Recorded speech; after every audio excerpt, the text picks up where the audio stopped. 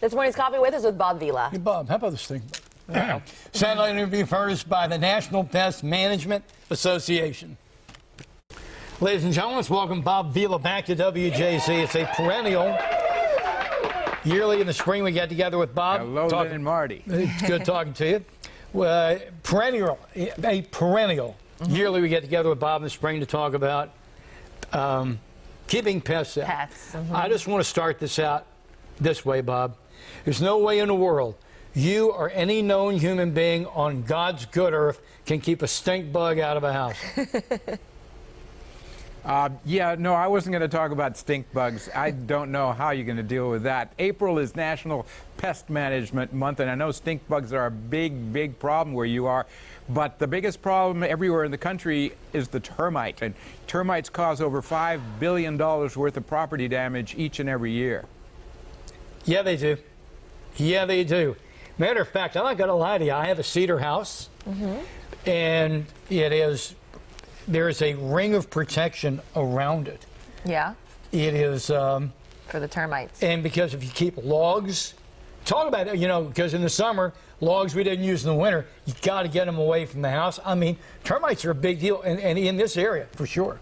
Yeah, absolutely. Yes, well, you are indeed. And if you do a terrestrial termite prevention treatment around the perimeter of the house in the sandy soil, that's a good thing to do. But you got to remember there's also the swarming and flying variety. And very often they're in there quietly eating away at the 2x4s and at the trim inside the house, and nobody knows.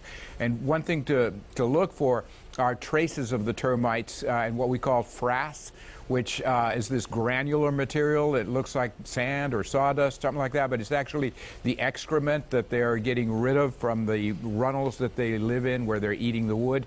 So if you see something like that inside the house on the living room floor, that's a tip-off that you've got active termites.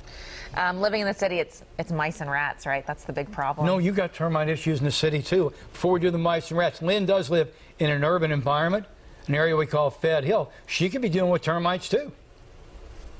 Oh, absolutely. If you've got wooden trim inside the house, even if you're a stone or brick house, that doesn't matter. They can still get in there and go after all of that. And so, this is the time of year where I'm always reminding people that part of spring cleaning and getting ready for summer involves looking at the exterior of the house to make sure that the sidewalls, the siding is in good condition, that you don't have any cracks between the foundation of the house and the siding where bugs can get in.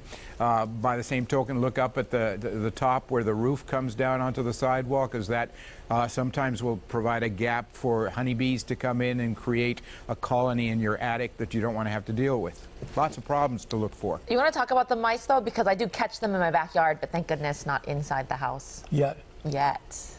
Forever. Yeah, well, once the weather's nice, the mice are happy out in the fields. But again, look for little cracks, look for little holes that they can get in and out of. Very often when they put cable into an older house, they drill a hole through the sidewall and put the cable through, and they didn't caulk it up fine.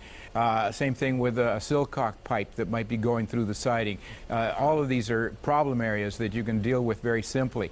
But if you've got a big problem, a big infestation, then you have to really call a pest control professional to help you deal with it. Hey, Bob, you got a website for us to go to?